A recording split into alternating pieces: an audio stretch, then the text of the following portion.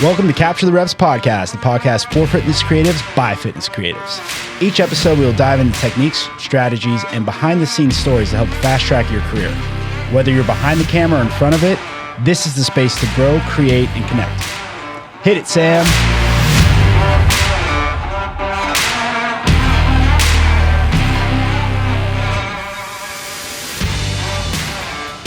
Welcome back to Capture the Reps podcast. I'm Erin. The host today, whoa. Taking over. Which is also very scary because we restarted this episode because you've already started with a very aggressive line of questioning to the point where like you didn't even introduce yourself. You just hit me with that first question. I didn't introduce myself. Listen, it's fine. I don't have a problem with it. I thought maybe it'd be good for people, first of all, that people haven't seen your podcast. That's true. Which I heard is like a top download, by the way. Is it actually, or are you just saying that? I'm just saying that, but I know. It's fine. It's like, whatever, whatever. It's people don't have to know that. It's not like they're going to know the stats behind it. I know it. No, I'm just kidding.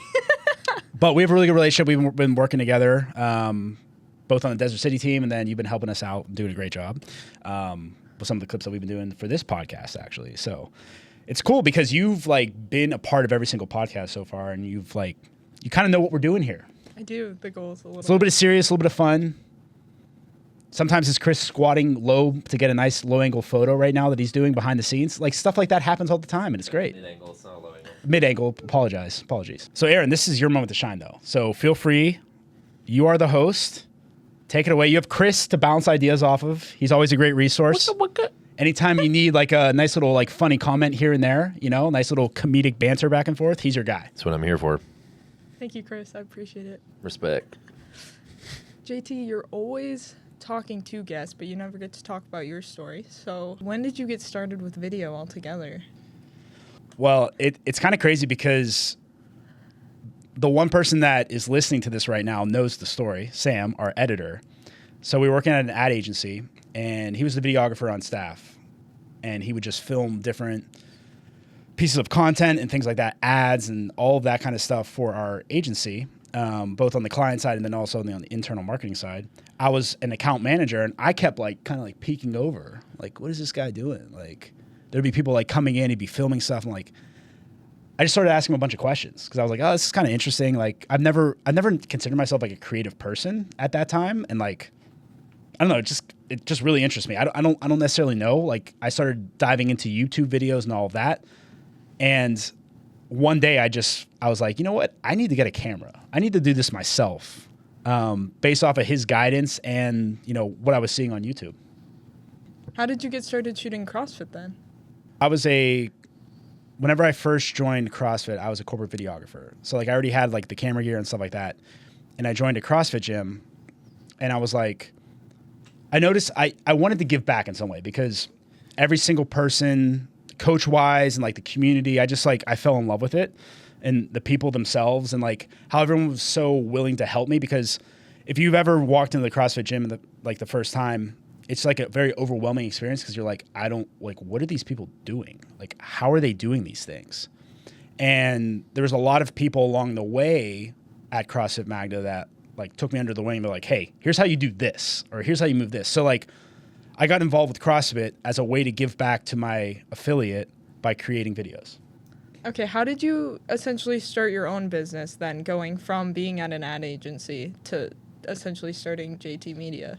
So I would say this is like 3.0 of my original. So like my original plan was like, hey, I'm a wedding videographer. I'm going to film weddings. And this was back when, me and Sav were like in our early days of dating. I'm like, oh, my girlfriend's going to come with me, Sav, at the time. Like, oh, like we're going to be a 1-2 duo. Like she'll have the second camera, I'll have the first camera. Like we're just gonna crush it, right?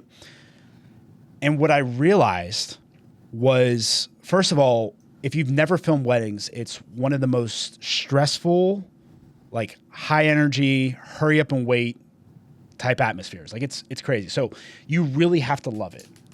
While I loved the people that are involved, I didn't necessarily love the hours that were involved. I'm a big college football guy, hence the football right here. I hated missing college football Saturdays because most weddings, are Friday, Saturday, and Sunday. So that's the other thing about wedding videography that I didn't like was like, hey, your weekends are gone. So after really failing as a wedding videographer, just being frank, like I got back into the insurance world and was an underwriter, failed at that too. Like was probably the worst underwriter ever. So 2.0, I was like, you know what? I was looking around the insurance company that I was working at the time.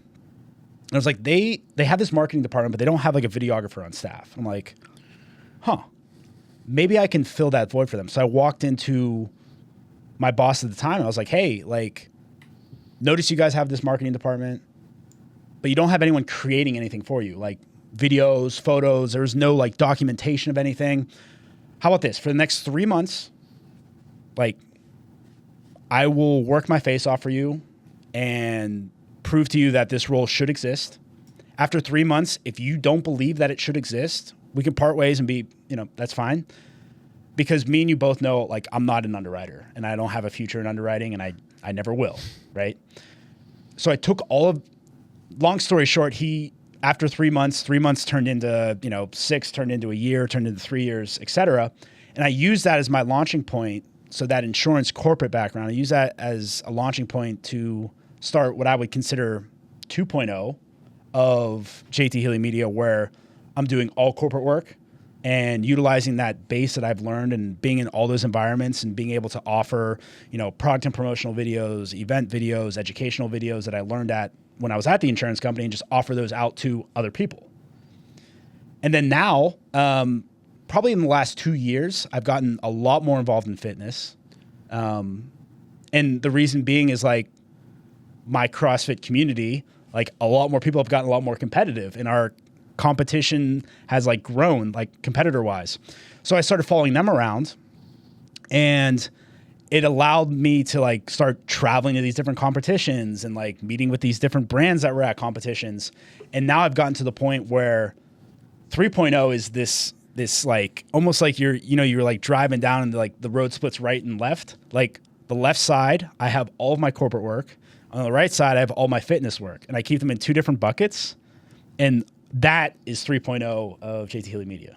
So it's like a whole mix of both. You're kind of I'm doing both. Yeah. So it's what I really like about doing both is that the corporate work, it is rewarding and it's fun and you get into really cool environments, like flying out to different like events and making highlight videos and stuff like that. Like being a fly on the wall and being part of experiences that you're just like, this is crazy. Like can't even imagine this. And then you also have what you can't do though, I would say like what the limitation is on the corporate side, you can't really take a lot of chances like creatively. Right. Like you can't do crazy camera movements. Basically if you just, scroll through TikTok and Instagram right now, like you can't do that in the corporate environment. So to fulfill that, I go on the sports and fitness side and I get creative. I do crazy stuff. I do off the wall stuff and I do all the fun stuff that you can't necessarily do in the corporate environment to like almost complete my creative journey, if you want to call it. I don't know, like complete feel my fulfilled, mind. Yeah, I guess. fulfill. Yes, exactly. Yeah. I feel fulfilled at the end of the day, which is super cool. And that helps too because a lot of the time, if you're shooting one thing over and over and over again, you get tired of it. No doubt. Because the only thing you're doing is using Premiere and you're just sitting there doing the same thing. And if it's the same thing, like even if you were shooting CrossFit all the time, even though if you love it, you'd probably get pretty tired of it. You would want to switch it up. I mean, that's why, So. In the last podcast, me and Chris were talking about the idea of setting goals for next year. And one of my goals being longer form pieces of content because this past year I was looking back at my portfolio. I'm like, I have all of these like shorts. Like every one of my like pieces of content is under a minute.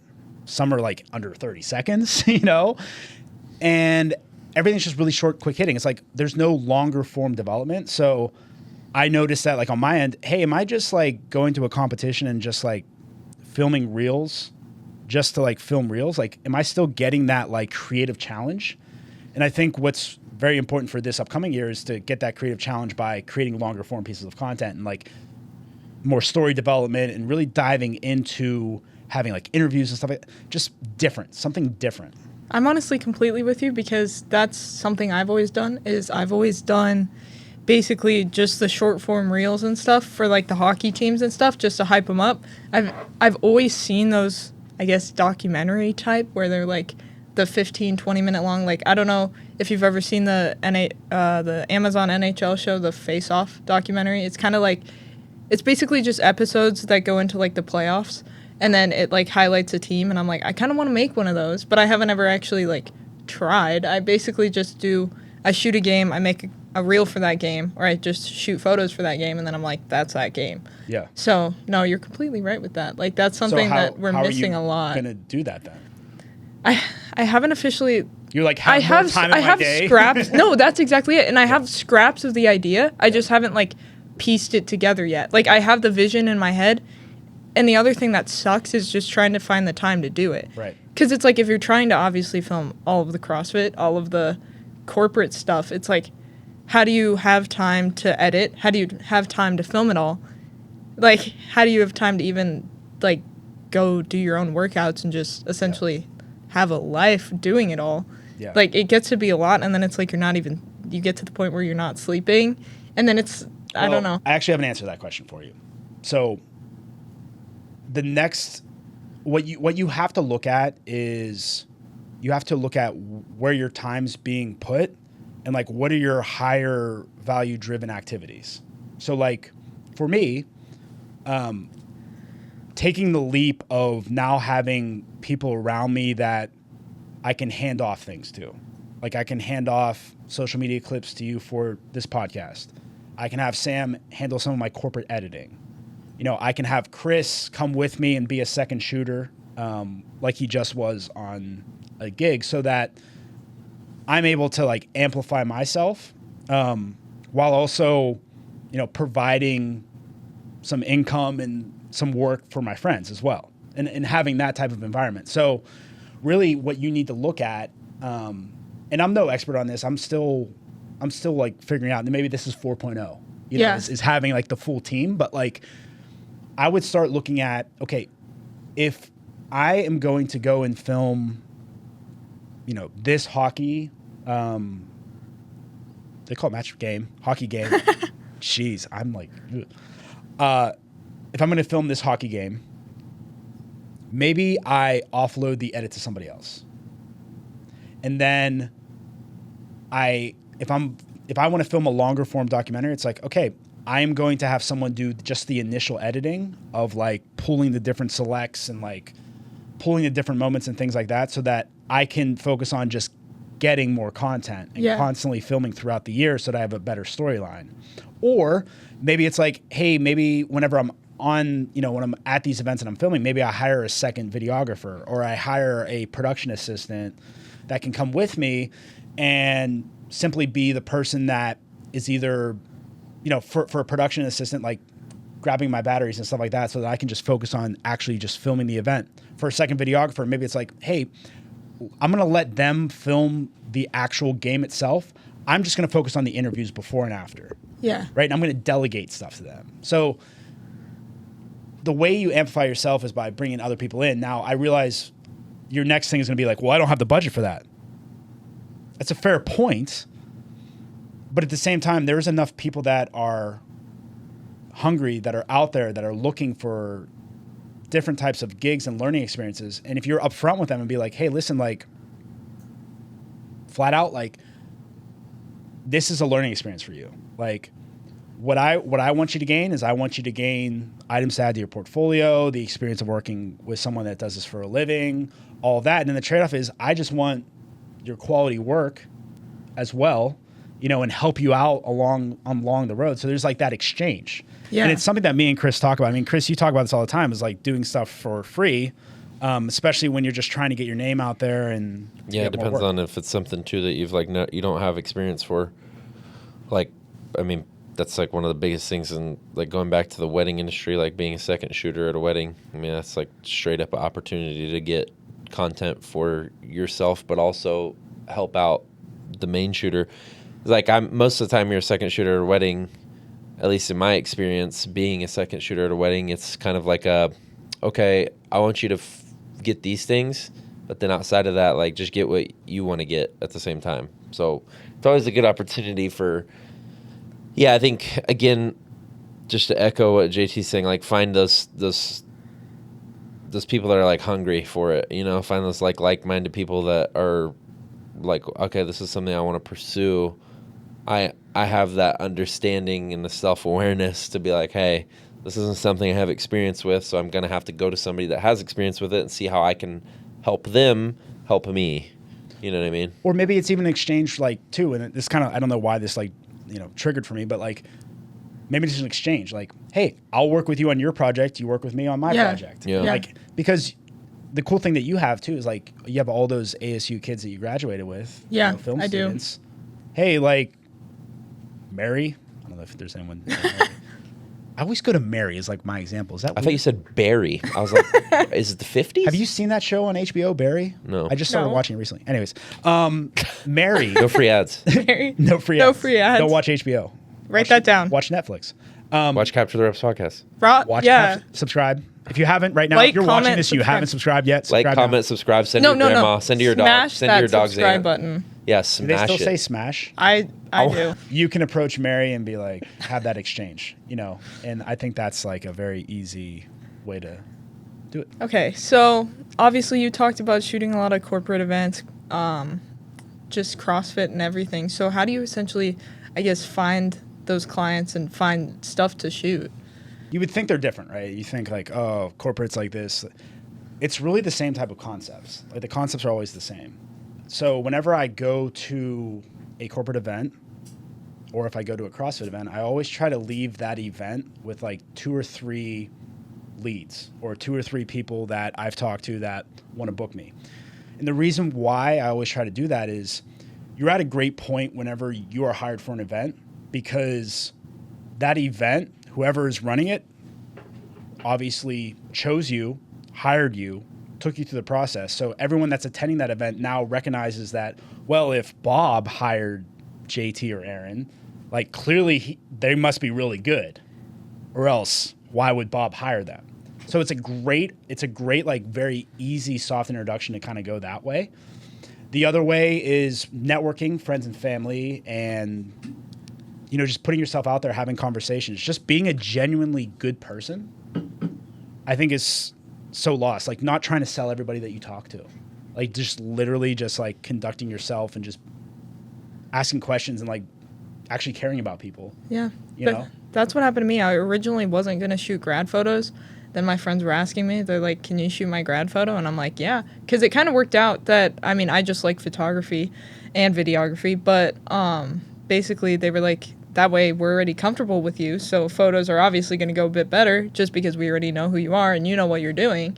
So then that way, instead of meeting a random person and then having to introduce yourself and do the whole thing, you can at least, you know each other and then have that. And then I won't obviously be charging my friends as much as I would charge a random person. So But then your friends become your salespeople. exactly, they You do. know what I mean? 'Cause, Yeah. like now they're like, anytime they hear that someone mentioning, oh, I wish I had graduation photos, or like they're at like a family gathering and like, you know, cousin Betty, these names, I don't know. What, They're pretty good Mary, ones, honestly. Betty. cousin Betty is like, oh yeah, little Johnny's, you know, graduating from college. They're going to recommend you, right? Yeah. It's just like stuff like that. So, Why is everyone ending in a Y, bro? No, I know. Mary, So, Betty, Johnny, here's the things with the Y's. Barry, I also, our dog's name is Manny. Chrissy. Our dog's name is Manny, and the reason why Manny got his name was because we used to dog sit for really close family friends of ours, and they had Benny and Solly.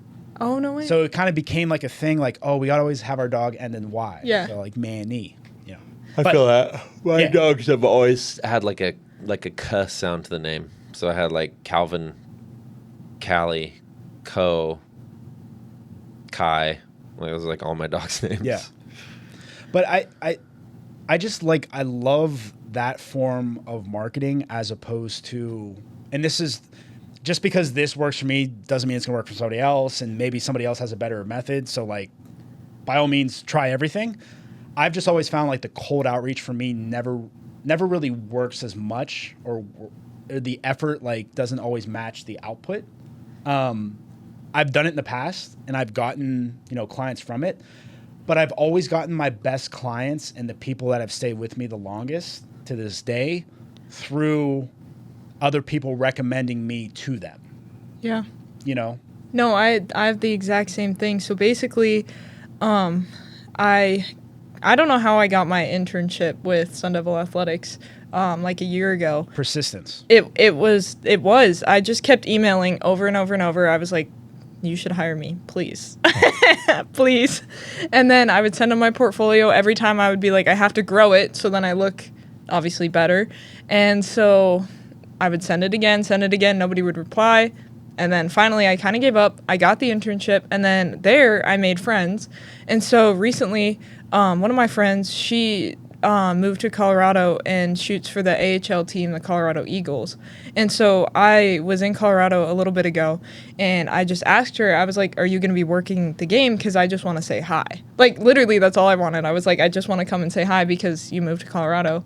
And then she's like, do you want to shoot the game? And I'm like, what do you mean, do you want to shoot the game? I'm like, is that an option? And she's like, yeah, you could shoot the game with me if you want to.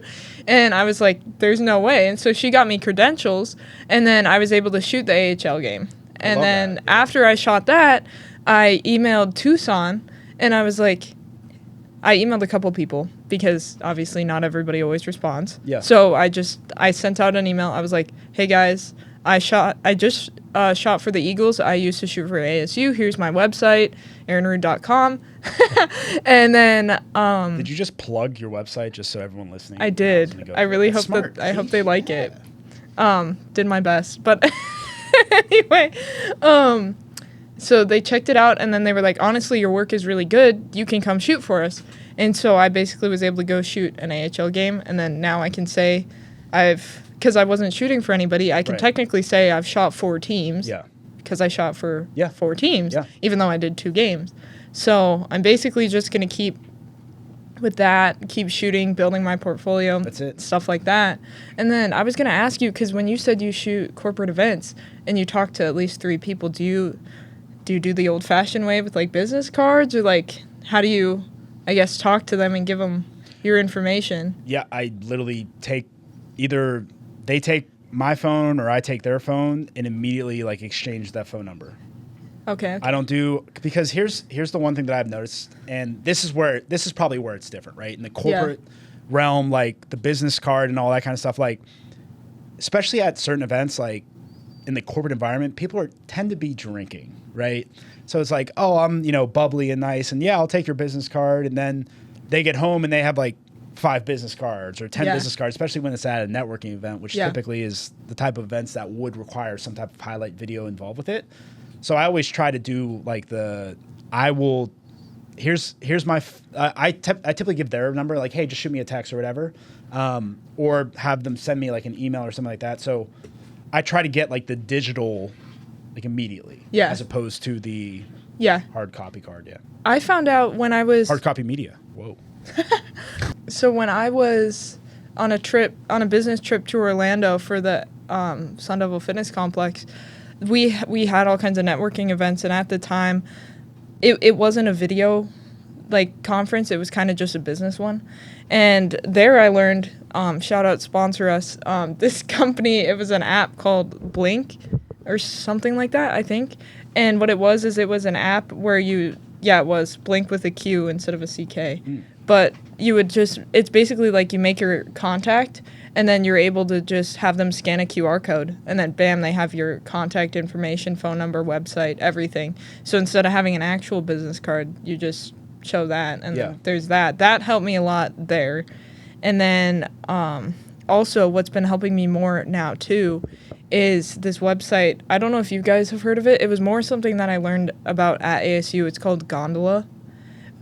Basically what it is you just copy and paste a whole bunch of links to your profile, and then it links all your posts and everything that you've worked on to give you credit for it. Oh. So that's how I calculated how many views I have, how many likes I've had. Because, like, you'd have no idea. And then finally, I just copy and pasted all the links about all of the work that I've done over the past year. And it can be like a post on a different account. Like, when I used to shoot video for like Sun Devil Hockey, if they'd post it, I would link and say, hey, I was the one that shot that, and then it would essentially give me credit, but only on that website, of course. Yeah.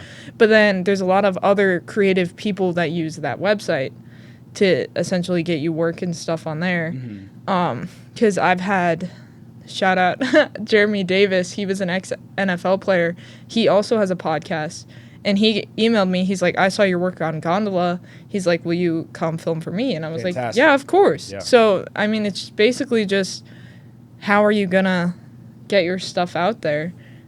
And, I mean, it's through networking mostly that I've found. But, I mean, Yeah. and I was talking to Chris about this earlier, is how do you start shooting stuff is cold emailing. Like, even though it sucks, like you said, one yes, we'll say it 100 times. Here's where I differ from you guys, and there isn't a right or a wrong way. Yeah. I tend to see that, like, with cold email and stuff, you're chasing. That's a good little point. bit. That's a really good point. Whereas if there's some type of, like, introduction or, like, a warmer type thing, typically get a lot better response. I mean, that's probably, like, an obvious statement, but, like, you also... With a cold email, like, you don't know the personalities on the other side. So if you're getting a cold email for, like, hey, let's hop on a call, like, or something like that, Yeah. like, that type of thing, I'm okay with that because you're learning a little bit about the relationship and stuff like that.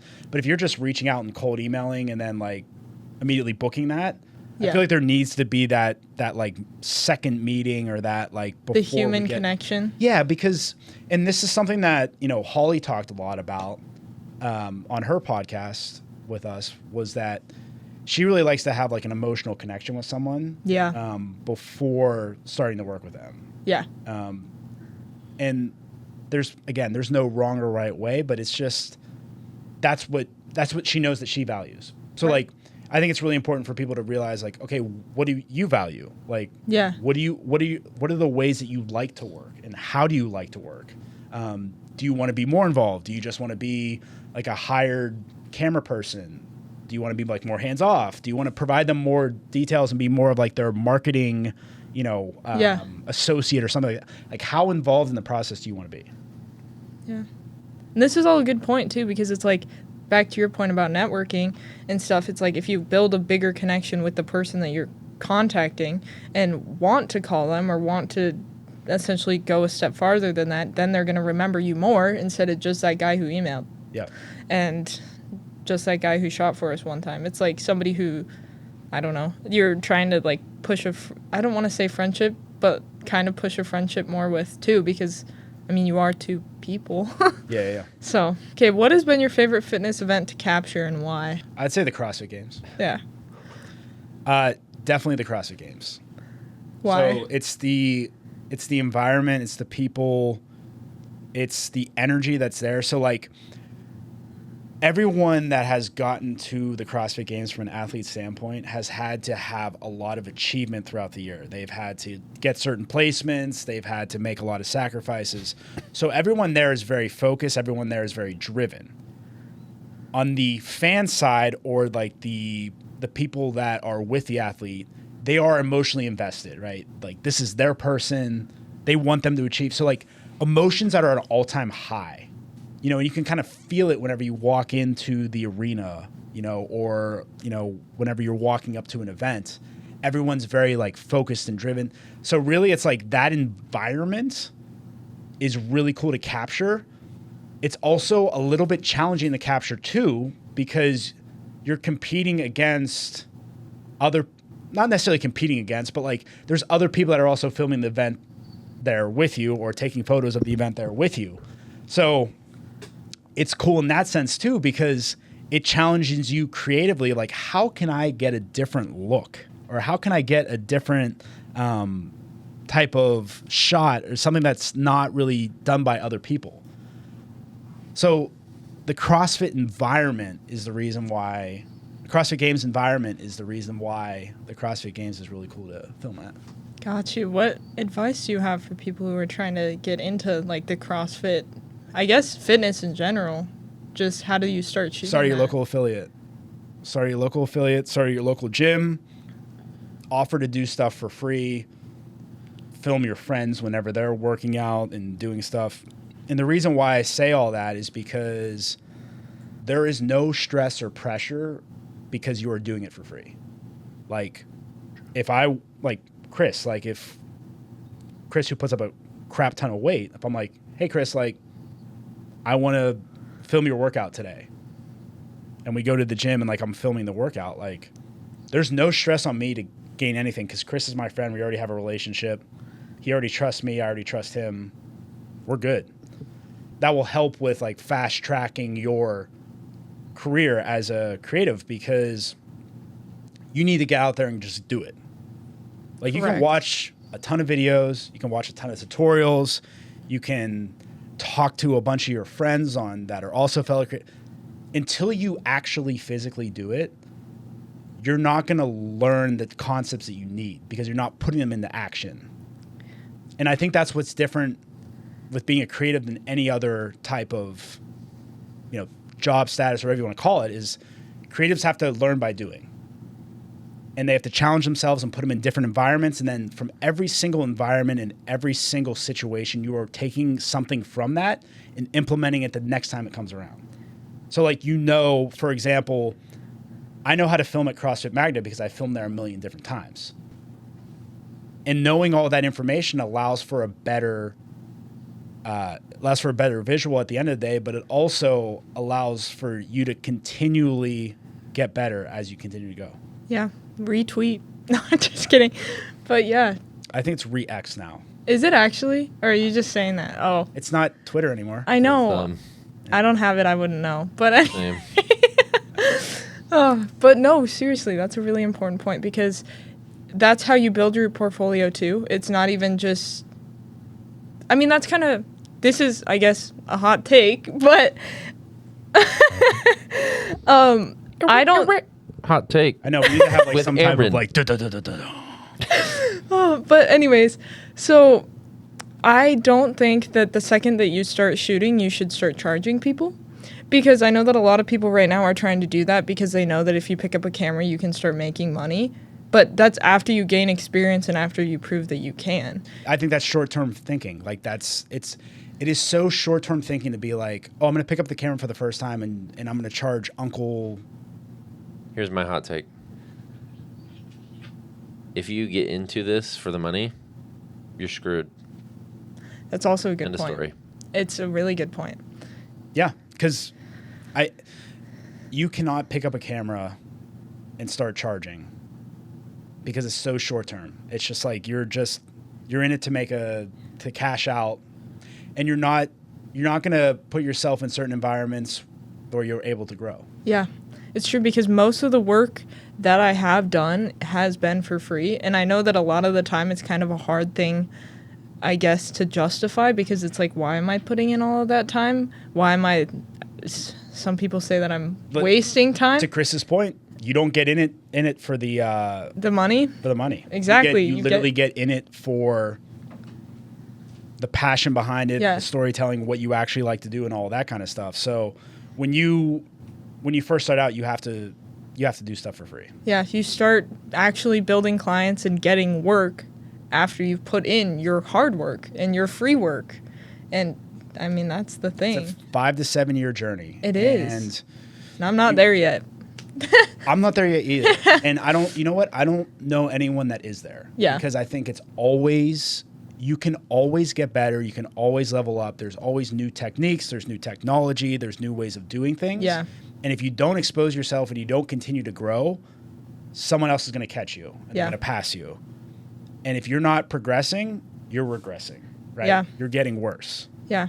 And that's just a fact. Like, I know that that's probably hard for some people to like hear because it's like, well, I've been doing it for 20 years. It's like, if you would stop today for like a couple months, someone's going to pass you. Yeah.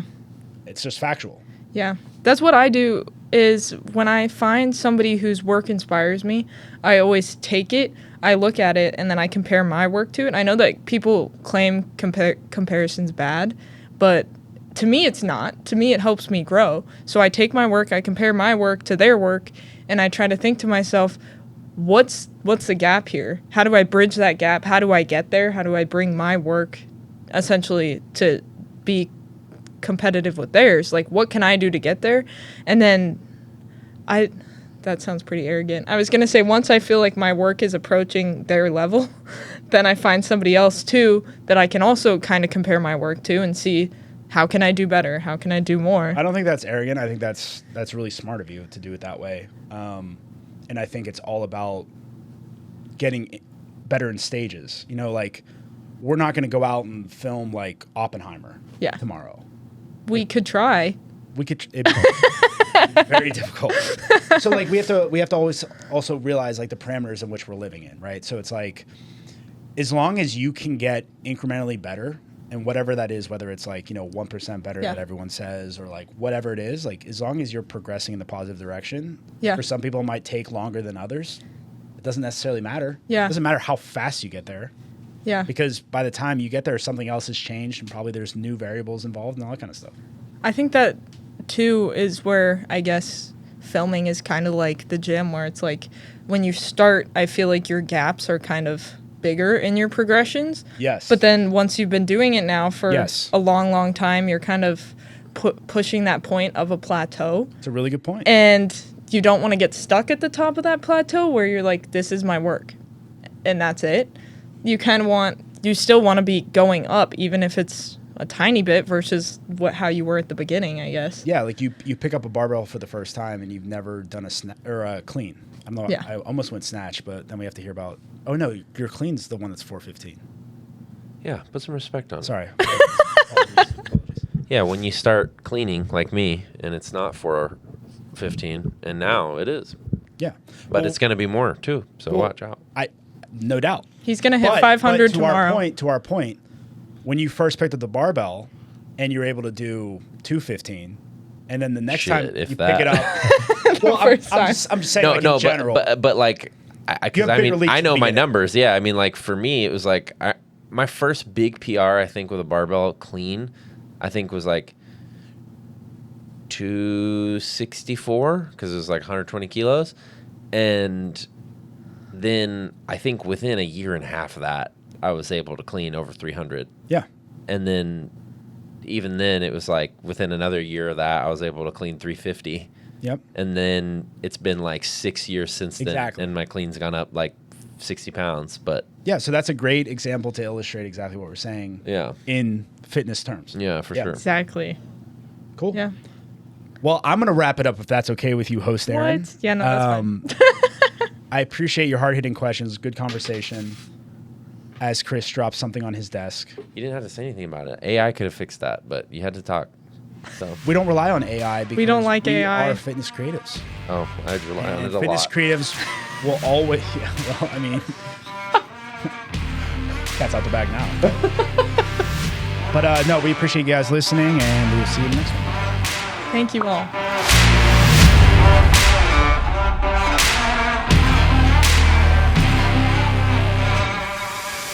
Well, that's a wrap on this episode. Thanks for tuning in to the Capture the Reps podcast. If you're a fitness creative and you found this episode helpful, please share this with a fellow creative and keep creating, keep learning, and keep capturing those reps. We'll see you next time.